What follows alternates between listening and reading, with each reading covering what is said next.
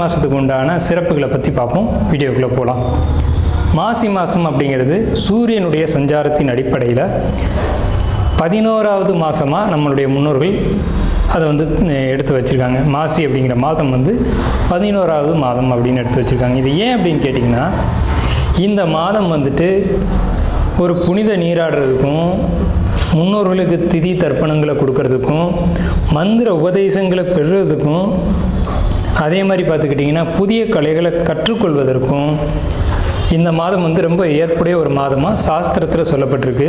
குறிப்பாக பெண்கள் இந்த மாதத்தில் விரதம் இருந்து பூஜைகளை ஏற்படுத்திக்கிட்டாங்க அப்படின்னா அது அவங்களுக்கு தாலி பாக்கியத்தை மாங்கல்யம்னு சொல்கிறோம் இல்லைங்களா, அந்த மாங்கல்ய பாக்கியத்தை அதிகப்படுத்தி கொடுக்குது. தாலி பாக்கியம் தான் ஒரு பெண்ணுக்கு ரொம்ப அவசியமான ஒரு விஷயம். அப்போ அந்த மாங்கல்யம்ன்ற விஷயம் இந்த மாசி மாதத்தில் சிறப்பான ஒரு இடம் பெறுது. மாசி மாதத்தில் தான் மாசி சிவன் ராத்திரி அப்படின்ற ஒரு விஷயம் வருது. மாசி மாதத்தில் இறை வழிபாடு இல்லாத நாட்களே கிடையாது.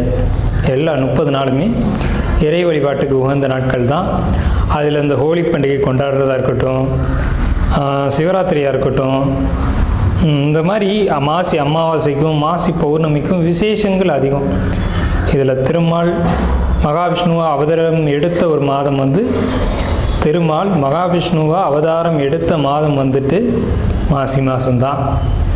இந்த மாசி அமாவாசைக்கும் மாசி பௌர்ணமிக்கும் விசேஷங்கள் அதிகம். மாசி மாதம் வரக்கூடிய மக நட்சத்திரம் தான் மகாமகம் அப்படின்னு நம்மளுடைய சாஸ்திரம் விசேஷமாக அந்த ஒரு 12 வருஷத்துக்கு ஒரு முறை புனித நீராடல் அப்படின்ற ஒரு விஷயத்தை நம்ம மேலே சொன்னோம் இல்லைங்களா, அந்த விஷயத்தை கொண்டு வராங்க. இதில் தாக்ஷாயினி அப்படின்ற அவதாரத்தில் பார்வதி தாயார் அவதரித்த மாதம் இது. சிவன் திருவிளையாடல் செய்ததும் சிவன் அவதாரம் எடுத்ததும் இந்த மாதத்தில் தான். சிவன் தான் தன்னுடைய திருமணத்தை பார்வதி தேவியை திருமணம் செய்து கொண்ட மாதம் இந்த மாசி மாதம்.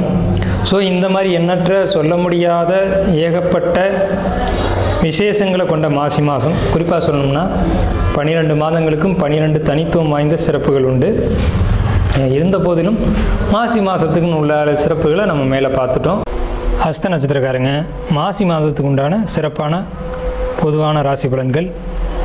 ஹஸ்தம் குறிப்பாக உடல் ஆரோக்கியத்தில் கவனம்.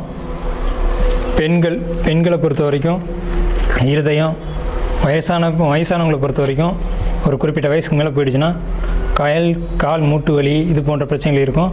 ஆனால் இதுலேயும் ஒரு நல்ல விஷயம் சொல்கிறேன், அந்த மூட்டு வலியும் சரியாகக்கூடிய காலகட்டம் வருது. ஆனால் இருதயம், மார்பு சம்மந்தப்பட்ட விஷயங்களில் ஹேர்ட்டில் உங்களுக்கு பிரச்சனை வரும்.